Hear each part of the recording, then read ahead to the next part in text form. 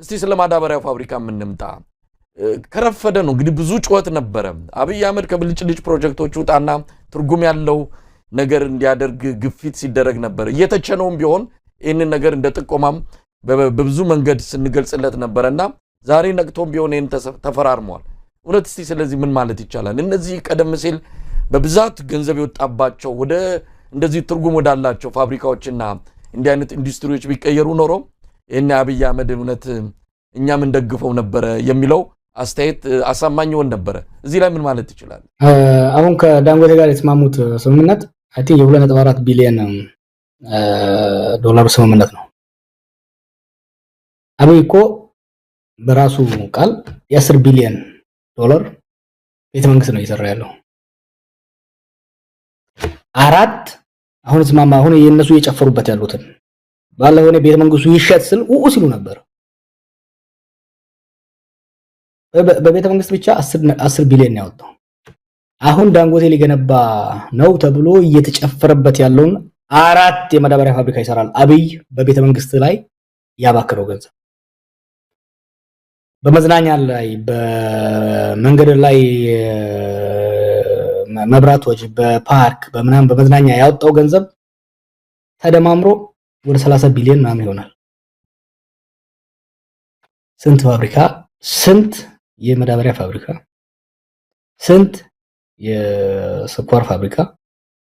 ሊሰራ ይችላል ነበር አሁንም ቢሆን የግብሩጣ ነው የውስጥ ስምምነቱ አይ ቲንክ መመርመር አለብን አንዳንድ የምንሰማቸው ነገሮች አሉ ለምሳሌ የሙገር ሲሚንቶ ፋብሪካን የመንግስት ሼር 40% ነው በዚህ አሁን ይሰራል በተባለው የማዳበሪያ ፋብሪካ ውስጥ ዩሪያ ብቻ ነው የሚያመርተው ይሄን ለዚህ ለ40% ሼር መንግስት የሙገር ሲሚንቶ ፋብሪካ እንደሰጠው እየተባለ ነው ያ ከሆነ ሲሪየስ ስትራቴጂክ ሚስቴክ ነው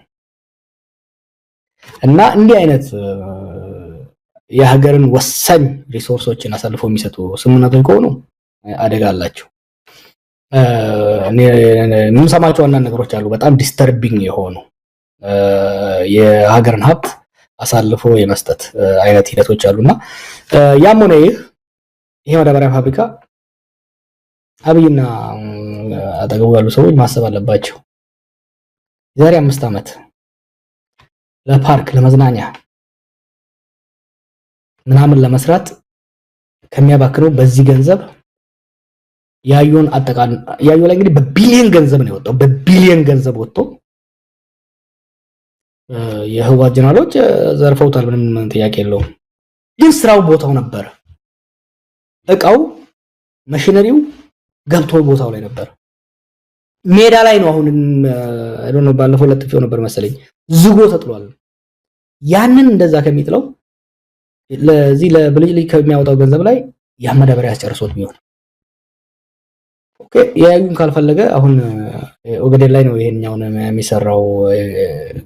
ጋሱ ያለበት አካባቢ ላይ ነው እዛ ላይ ቢያሰራው ኖሮ ዛሬ ገበሬው ማዳበሪያው ወገቡን ቆርጦ ምርቱን አያሳንስበትም ነበርና ኦፖርቹኒቲ ሎስት አሁን ከስንት ጫጫታና ስንት ፕሬየር በኋላ ገንዘብ ስለሌለ ምክንያቱም የሀገሪቷ ገንዘብ በጦርነትና በወልጅ ላይ ስለባከነ የሀገርን ሀብት ሙገርን የሚያክል አሳልፎ በመስጠት ዳንጎቴን ለምኖ ለማስገንባት እየሞከረ ነው እስቲ ከተገነባ እናያለን አትሊስት ከውጪ ምናምን ሆታው ሊያስቀይርልን ይችላል ከተጠናቀቀ ሆኖም ግን ለነሱ ራሱ አሁን እንግዲህ በስንት ጫጫታና በስንት ጫና የተቀበሉትን የዛሬ 5 አመት 6 አመት ተቀበሉት ቢሆን ኖር አሁን የገባንበት ኢኮኖሚ ቀውስ በተወሰነ ደረጃ ሊያቀልልን ይችላል ነበር እንደው ጃዋር በቅርቡ በተሰጠው ካለ መጠይቅ ላይ የሚሰራው የብልጭልጭ ይያልን ቤተ መንግስቱንም መናፈሻውንም እነዚህ ነገሮች ወደፊት ይረዱታል እኛውን በውጭ ሀገር በምዕራባውያን ሀገር የሚኖሩ ይሄንን የሚተቹ ሰዎች ይሄ ውበት ሲገለጥ የኢትዮጵያ ውበት የአዲስ አበባ ውበት ሲገለጥ እንደው በአፋቸው ባመሰግኑም በውስጣቸው ግን ይረዱታል ያመሰግኑታል የሚል ነገር አንስቷል አሁንም አብይ አህመድ ባደረገው ነገር ልክ እንደሆነ የሚገልጽበት መንገድ አለ ደጋፊዎችም በዛ አንፃር ያነሳሉ አዲስ አበባ የምትሸጥ ላይን የሚዘገንኑ ነገሮች ያሉባት አሁን ግን እንዲህ አይነት ነገር ሲሰራ ወደፊት ፎቶግራፍ ውጭ ወጥቶ የሚነሳ አይኖርም ፎቶግራፍን መነሳት አዲስ አበባን ይመርጣታል የሚሉ መገለጫዎችን እየሰጡ ኢኮቱሪዝምን እያነሱ ኢኮኖሚያዊ ጠቀሜታም አለው ዝም ብሎ ውበት ብቻ አይደለም የሚልም ነገር አንስቷል በቅርቡም አሁንም በዚሁም ቃለ መጠይቅ ላይ እንደው አሁን ነገም ከነጎዲያ ወደዚህ ስተት ተመልሶ ላለመግባቱ ምንም ዋስትና የለም ልክ ነኝ ነው እያለ ያለው ስተቱኛ ጋር ነው ያለው እንዴት አይዋል ችግሩ እኮ እዛ ጋር ያለው ማናችንም እንሳሳታለን ከስተላ አለመማር ስተትን ተቀብሎ አለመማር እኮ ነው ችግሩ ምንድነው አርባን ዲቨሎፕመንት የአዲስ አበባ ነው ሰደው የከተማ አሳደገን አዲስ አበባ አማረች አርባን ዲቨሎፕመንት ማለት ምንድነው አንደኛ መሰረተ ልማቶች መንገድ ውሃ መብራት ትምህርት ጤና ማስፋፋት ማሳለጥ ማዘመን ማለት ነው ሌላው የመንግስት ስራን ማቀላጠፍ ሶስተኛውና ዋናኛው ደግሞ ወልዝ መፍጠር ሀብት መፍጠር የስራ ዕድል መፍጠር በስራ ላይ ያለው ሰራተኛ ከጊዜ ወደ ጊዜ ገቢውና ኑሮ እየተሻሻለ እንዲሄድ የሚኖርበት ቤት እየተሻሻለ እንዲሄድ የሚበላው የሚመገበው እየተሻሻለ እንዲሄድ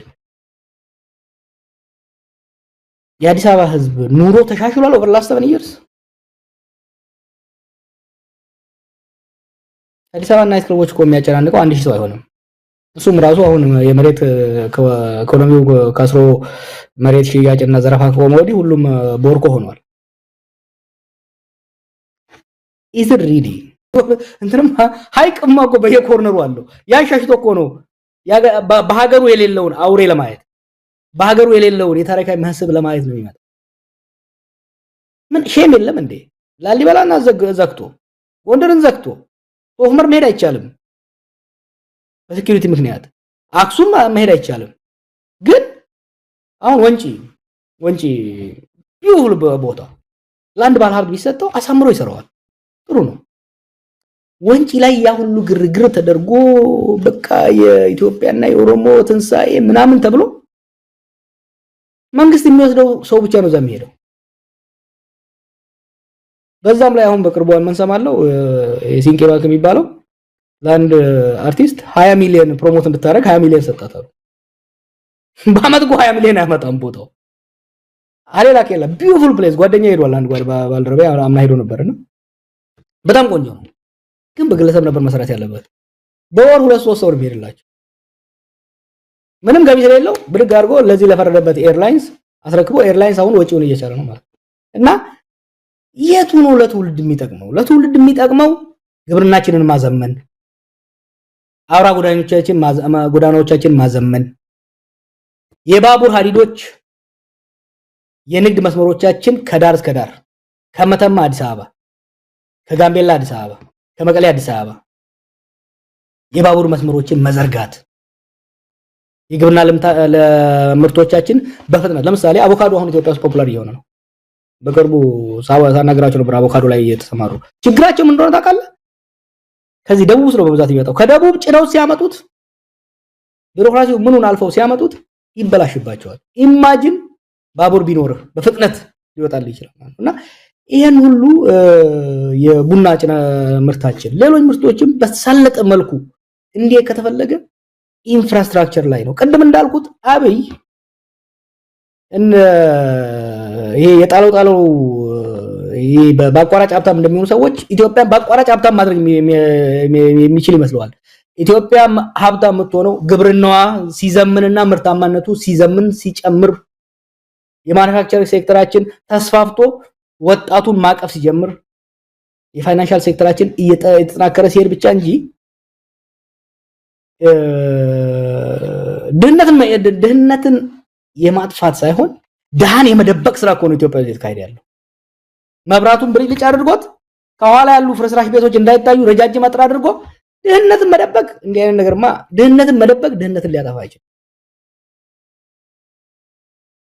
እንግዲህ ጀዋር ምናልባት ሰሞኑን የኮሙኒኬሽን ቢሮ ኃላፊው ዶክተር ለገሰ ቱሉ አብይ ላይ ያተኮራችሁ ለማለት ይመስላል ያው ጠቅላይ ሚኒስትሩን በስም አልጠቀሰም ግለሰብ ላይ ያለ ጥላቻ ነው እንጂ ልማቱ